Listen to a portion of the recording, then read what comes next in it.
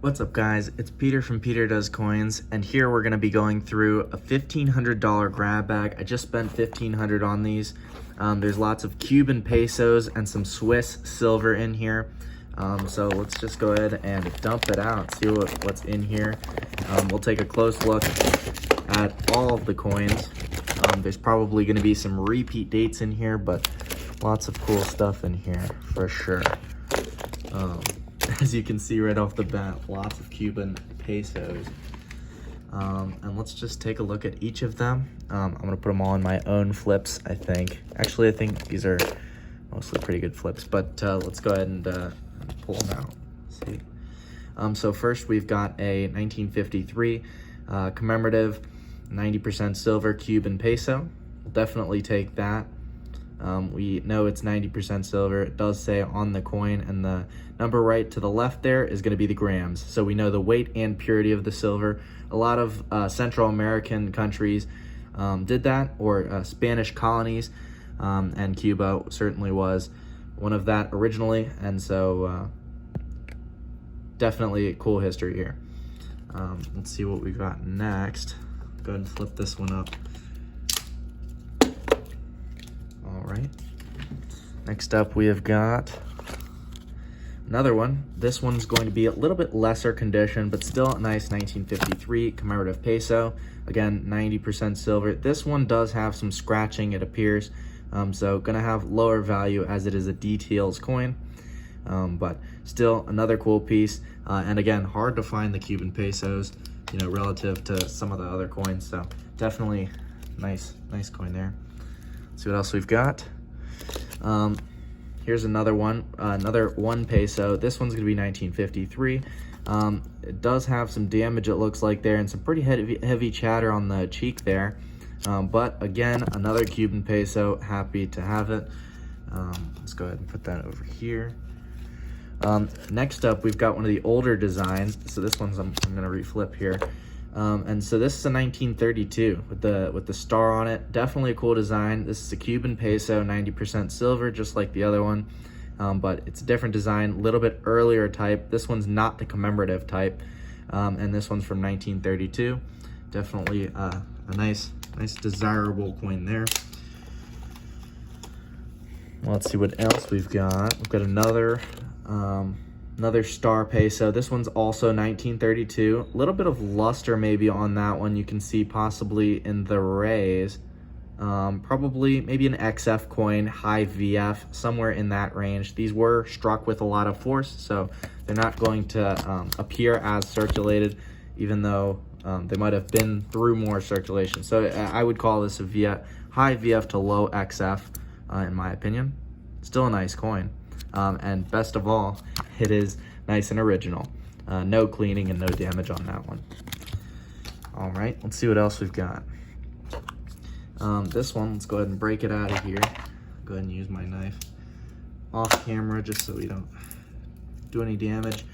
And we have a nice, definitely a BU coin here, 1953. Nice cartwheel luster on this one, commemorative peso. It's maybe a little bit, what's it called? It's a little bit dull, but I don't think it's cleaned. I'll probably take a closer look on it later before I sell it over on Whatnot or eBay. I'll take a closer look for hairlines, but I think that's going to be a nice uncirculated coin, so happy to have that one. And it looks like we've actually got another peso, so let's take this one out here. Yeah, more luster on that. Again, pretty dull, but I think maybe that's just how these were struck. Another 1953. We do see a little bit of damage. Well, not damage. That's just going to be chatter, more like it. Another coin hitting the coin's field, but we'll still take that. Still going to be an original coin. That would straight grade in my opinion. Still a nice piece. Definitely happy to have that. Let's see what else we've got. This is going to be another 1953. So we've got a lot of the commemorative pesos, but again, happy to have them. Nice desirable coins still, all 90% silver. This one does have some damage, it appears. Possibly this one I think I see hairlines on, so it'll be cleaned, and there is some obvious scratching there. But still, happy to have another Cuban peso there. Let's see what we got here. This one's going to be another 1953 Cuban peso. Again, some more chatter on that one. I think that's just heavy chatter. I would not call that damage. Rather, it's just kind of bounced around in a bag for a long time. So I would actually call this original coin, in my opinion. No damage on it. I think it would straight grade. So happy to have that. It's going to be a lower grade condition coin, but still happy to have that. Here we've got another. This one's going to be 1953, another Cuban peso. So that one, just another more circulated example. Over here we've got another one. This one's going to be, let's take a look. This one's got a little bit of luster. It's probably, well, let's take a look at this side. That's probably a high XF coin, in my opinion. You know, it's got some luster on there, but it's definitely circulated. Has a little bit of more chatter on the coin. A lot of these seem to have chatter on them. But again, happy to have that. So go ahead and flip that up. One of my non-PVC flips. Here we go. I'll save this one for last, I think. We've got this one and that one to see. Let's take a look here. All right. So we have got a 1934. Unfortunately, it's damaged, but a 1934 Cuban peso, 90% silver from Cuba. We'll definitely take that one. And in fact, it looks like it has some rim damage there as well. So it's doubly damaged, but still decent coin there. And here we've got another 1934, and this one thankfully doesn't have any damage. And it doesn't appear to be cleaned, just from my perspective here. Again, would have to take a closer look to be sure, but looks good from here. So happy to have that one. This is obviously this coin stands out. This is a better coin. So right here, guys, we've got an 1897. I already did a little bit of research on this coin, so that's how I know.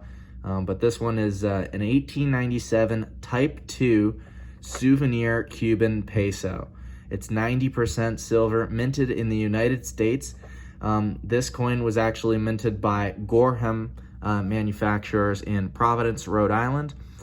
It was not struck by the U.S. government because they wouldn't strike a denomination coin for one of their enemy nations, so-called. And so 1897 was right before the Spanish-American War, and tensions between the U.S. and Spain were very high. Just 1 year later, the USS Maine would explode, and so and the Spanish-American War would start. So this is a cool piece from a cool part of history. Spanish Cuba, and later in 1899, I think it was, until like 1902, the United States took occupation of Cuba before they gained their independence in 1902. So definitely a cool piece here. This is obviously, well, not obviously, this is a more expensive coin. So I think I paid like almost $400 for this coin. So definitely a nice piece. And so happy to have that one there. Should be a $500 coin, possibly $450 is what I would sell it for on Whatnot or eBay. And then we've got two big bags of silver here. So let's crack these open. We've got, I think these are going to be similar coins, meaning they're all going to be the same type, possibly same years, but we'll take a quick look through all these. So we've got nice BU. So these are Switzerland BU 5 francs from 1944. And so these are, a tougher type. It's from the B mint, which in Switzerland is going to be Bern. Bern, which was a Swiss canton back, in older Swiss history. But this one, it's got some really nice rim detail. Very cool coin. You know, I enjoy having this one. It's actually the first time I've owned this type. So definitely a cool piece. We'll just kind of take a look at each of them. So another appears to be BU 1944B. Another really nice one there. And everybody always jokes when I drop one, oh, that's $1 off.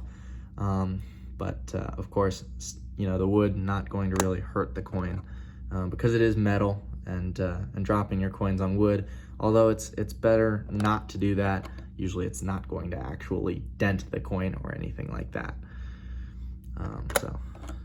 So far only 1944 5 francs, which are all BU from Switzerland. That one's got some toning, but you know, still a nice coin, in my opinion, going to still be uncirculated. Probably do some conservation on that coin. And so we've got another 1944. This one I might not call uncirculated. This one might be cleaned, AU cleaned, something like that, but still happy to have it, especially at the price I got it. Another undoubtedly uncirculated coin with nice luster there, and toning. Then we've got another toned 5 francs from Switzerland. All of these, I believe they're going to be 835 silver, guys. Just as a rule of thumb, Switzerland usually makes 835 silver. That's 83.5%. So just as the rule of thumb, if you see Switzerland and you think it's silver, it's going to be 835 silver rather than another percentage. You know, not a lot of Swiss 90% or Swiss 60%. It's mostly 835. So those are all nice coins. We'll set those over to the side here. And let's dump out this other bag here and see what these other coins are.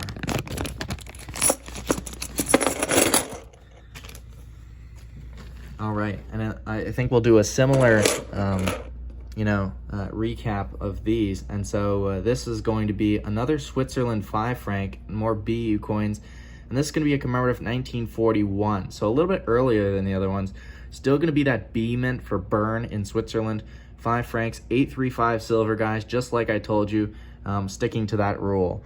So you guys know what percentage your Swiss silver is too. Another one here. Yeah, and it looks like most of these are going to be probably the same date. I imagine that they only struck this design in 1 year, especially since it's appears to be a 500-year or a 700-year commemorative, something like that, 650. Not great at math off the top of my head without thinking, but anyway, definitely nice pieces here. I never understood why make a 650-year commemorative piece. You know, I understand that, you know, obviously historical events happened, you know, a long time ago, but why celebrate, you know, the 650 or the 700th anniversary? You know what I'm saying? It seems a little bit bizarre in my opinion. Or 750, 850, what is it? Let me actually do the math here. I think it's either 650 or 750. It's embarrassing that I can't do that math, but that's okay. That's why we have calculators. Anyway, still nice coins here, guys. Nice BU and toned. You know, I'm real happy to see all these. All of these seem to be nice original coins without any cleaning. And the toning, you know, I'm perfectly able to conserve these coins and kind of dip them or steam them or something like that. So very happy with these. We've got tons of Swiss and Cuban pesos, and I think for $1,500, almost $1,600, that's a good, a nice pickup. So let me know what you guys think in the comments, and be sure to like and subscribe. Thanks, guys, and we'll see you in the next video.